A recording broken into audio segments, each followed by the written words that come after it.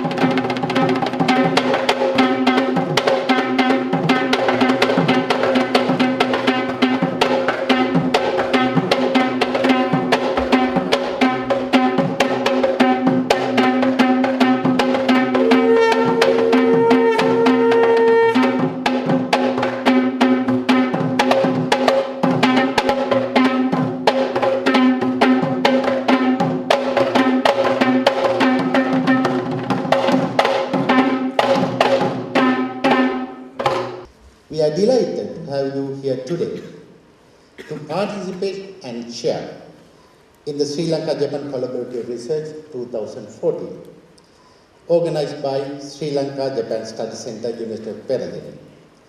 Thank you for coming despite of your busy schedule. In recent years, scientists have made breakthrough advances which can happen without cooperation and collaboration across discipline among countries. The innovative research-based cultures have built sustainability through a deep understanding of the science. The objective of Sri Lanka-Japan Collaborative Research 2014 is to promote and facilitate research through collaboration between Sri Lanka and Japan. This year, the themes of the conference are further expanded to mark the 60 years of assistance provided by Japanese overseas development in South Asia. Ambassador Madam, the Sri Lanka-Japan Study Center, University of Peradeniya, was established on 29 March 2013 as a national center. With this short period of time, we have succeeded several extremely important projects, which will be highlighted in a short video you can watch afterward. It is a pleasure to see so many of you here. Thank you very much.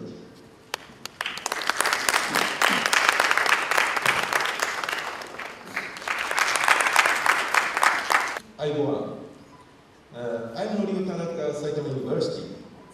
I'd like to deliver this message on behalf of co-chair Professor Lanis Disanayak. And I'd like to express my deepest gratitude for giving me an opportunity to address in this SLJCR conference. I would say that the extreme opposite of the sustainable development, ladies and gentlemen, is the industrial revolution. Maybe about 100 years of industrial revolution created a need for research in sustainable development. No doubt about it, because we have been thinking of sustainable development as a new subject area if the industrial revolution has not created a big question mark in the environment. The ancient Asia, before the industrial revolution, have been going in the path of sustainable development, or sustainable living rather, because we haven't been thinking about development of specific areas, but we were living sustainably in the environment. So that is how we Asians lived in the history, in the past. Next, we would like to invite the representative to Sri Lanka of JICA, Mr. Kiyoshi Amada, to address the gathering. Japan and JICA has long time been working for or supporting the development of Sri Lanka. But in these days, the economic development is really related to the knowledge-based the development. So for that purposes, research work and some science and technology development is really crucial issue to the country. This conference is of great significance in terms of collaborative research, focusing on a broad range of themes, which is equally important to both scientists and policy makers striving to find solutions to problems. As you are all aware, Japan's science and technology capabilities are greatly valued and trusted by many countries around the world, and could be used as an effective tool for building cooperation in the context of an ever-increasing necessity to address global issues collectively. Japan as a technology and to engage in fruitful exchange of views with the participants at this conference. I also thank Professor Montekasim of the Ritsumeikan and Asia Pacific University, the keynote speaker at today's conference, for his participation.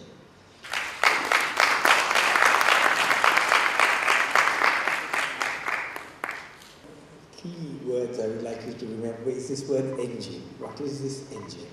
It's an environmental green innovation ecosystem that we are proposing. It is led by university initiatives. It has a problem-solving ethos. It is driven by advanced technology. Involves transnational research and business partners. But most importantly, with a lot of innovation, they tend to concentrate on the metropolitan centers. And the metropolitan centers link themselves up with other metropolitan centers in the world, and the hinterland in these localities get left behind. Now, Peradeniya University is interesting because it is not located in Colombo. it is located with a vast hinterland with a rich history. So can we resolve the urban-rural inequities that arise from these new structures that are being created globally? I think with the concept of technology driver and technology testbed, which you will hear about later, we might just be able to do it.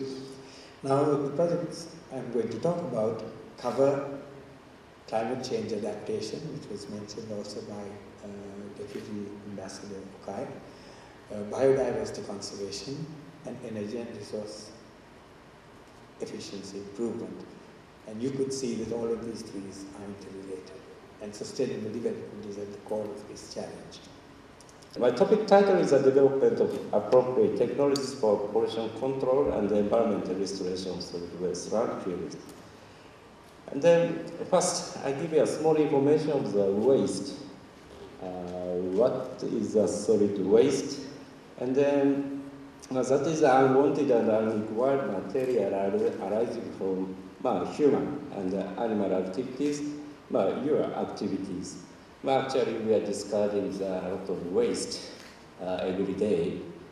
And then today is mainly talking about the municipal solid waste, which comes from the households and the institute, school, and then general public institute.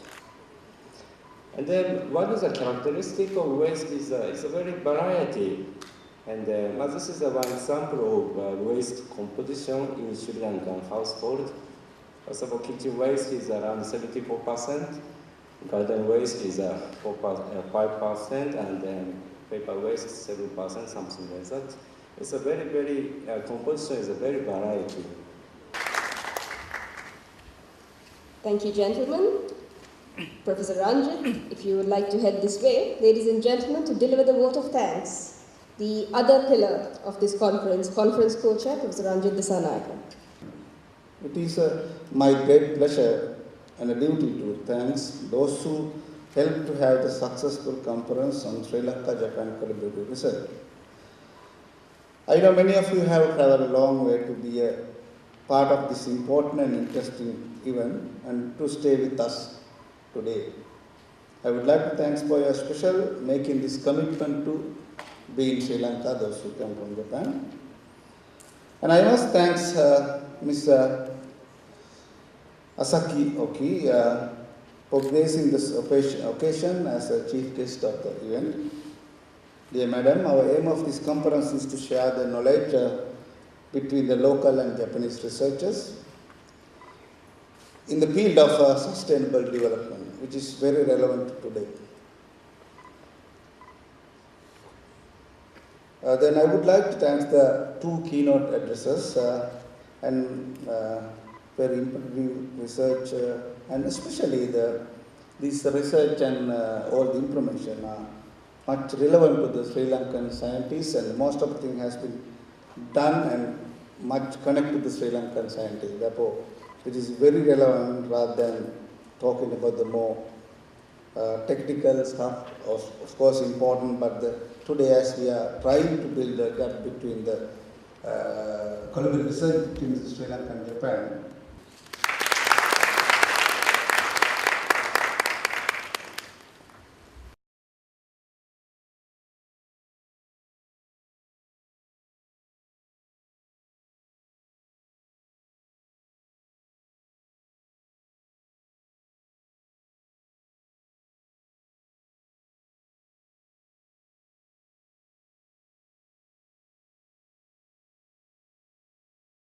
So those researchers, they analyze only one energy sources at once and in one condition. After those rats was anesthetized and we access the heart in specific times, 5, 10, 30 and 60 minutes. After 1980, the fatality rate don't improve much past 2. The fatality started to increase again in 1980. My research is about risk and protective factors affecting psychological resilience of the victims following the 3/11 disaster in Iran. Year by year, the relation with Japan and other countries is very important. importance is increasing. This experiment, among many others, and at the bottom you can see the measuring chamber. 3 of them are Japanese collaborations. Others, first at Athabasca University, provide academic assistance to start first degree program in Sri Lanka with the Open University.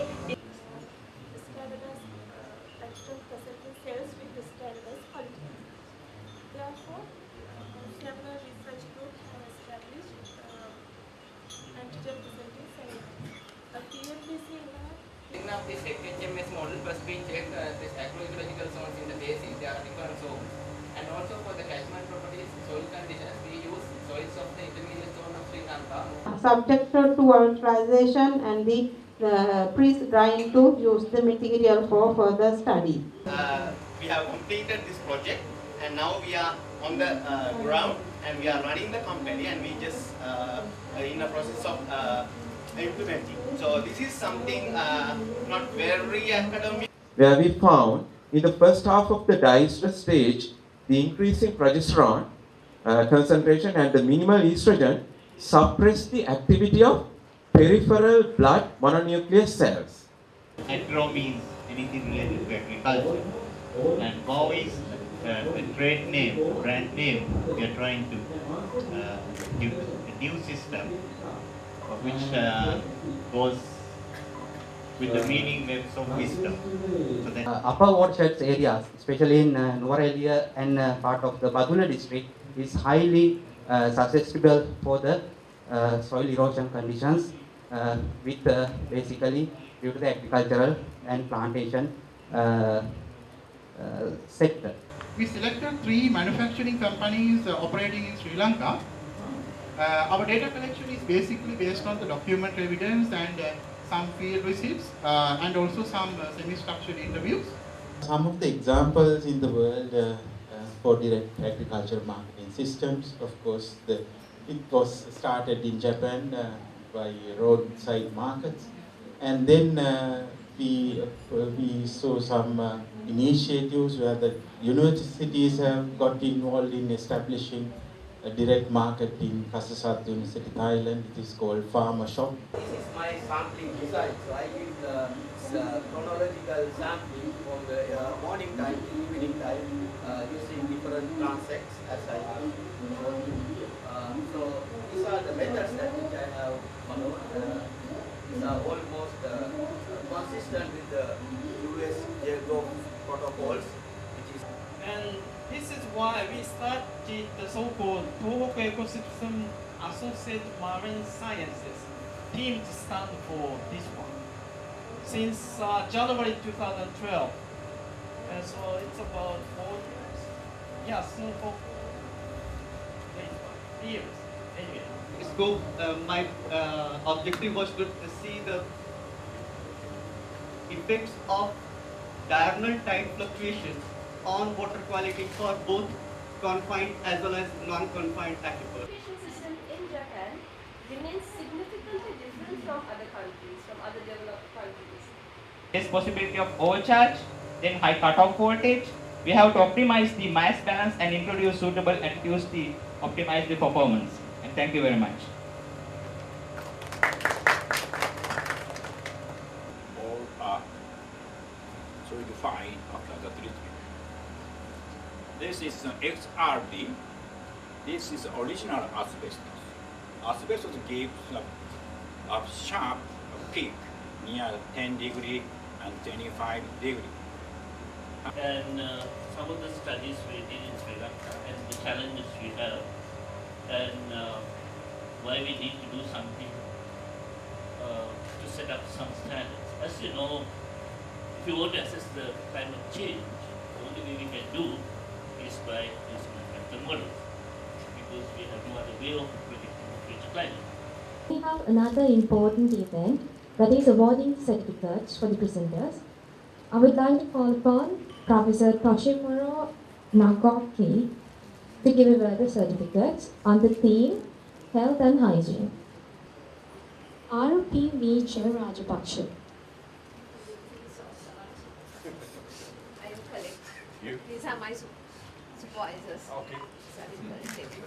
Thank you. Thank you very much, sir. Now I would like to call upon Professor Gunawardana to give away the certificates on the theme Agriculture, Livestock and Forestry.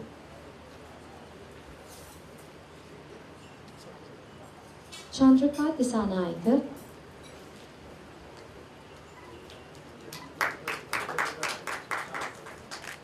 Wiskam Vijayawardana,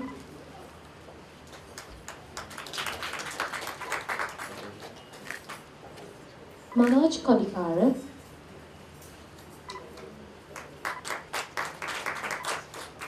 Saledi Silva,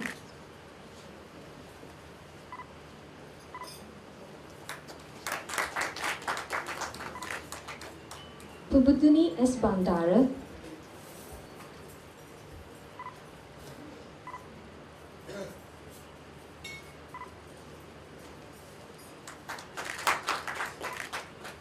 R.M.T.M. Ramanayaka.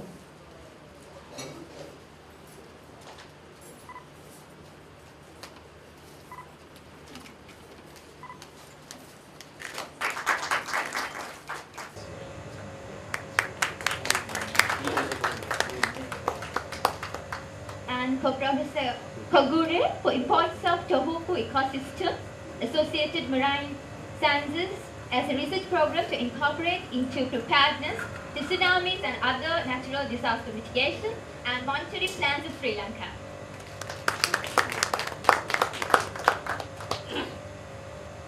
And also I would like to invite Pankaj Kumar for integrated approach to estimate hydrodynamic characterization using tight aquifer interaction in the situ plane AUV effect.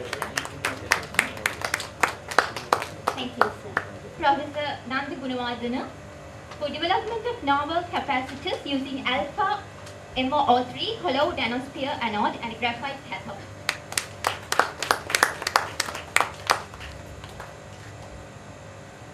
The morning session, we had 7 oral presentations and 1 poster. In the evening session, we had 8 oral presentations and 5 posters.